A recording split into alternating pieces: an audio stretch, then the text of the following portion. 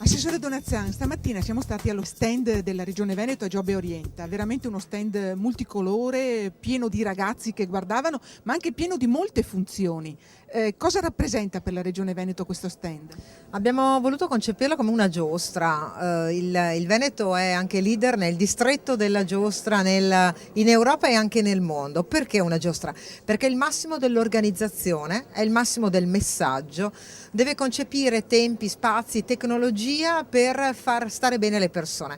Allora noi riteniamo che ai ragazzi vada detto questo: lavorare, fare esperienze di lavoro, iniziare mentre si è a scuola, fare esperienze di vita lavorativa, mettere in contatto le imprese con il mondo della scuola, noi crediamo sia un buon sistema per creare buon lavoro. In Veneto ancora questa fa parte del nostro DNA, quello di far dialogare con forza scuola e lavoro, e anche qui, visto che è la fiera dell'orientamento, abbiamo voluto dare questo messaggio. You better love loving and you better behave.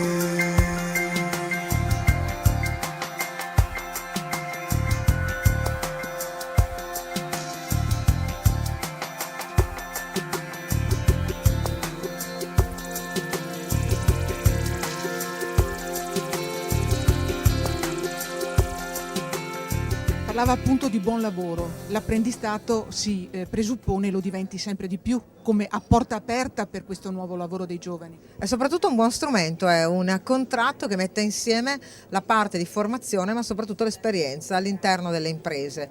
Il ministro Sacconi ha voluto con forza semplificare il più possibile per dare le risposte al tanto artigianato, al tanto mondo della produzione che chiede di avere giovani capaci, giovani frizzanti, giovani che abbiano voglia di lavorare. Allora il contratto di apprendistato mette soprattutto in sicurezza questi ragazzi, li mette in regola e fa imparare lavorando. Credo che questo sia un buon sistema anche per abbattere quell'invecchiamento della popolazione lavoratrice, troppe volte un problema.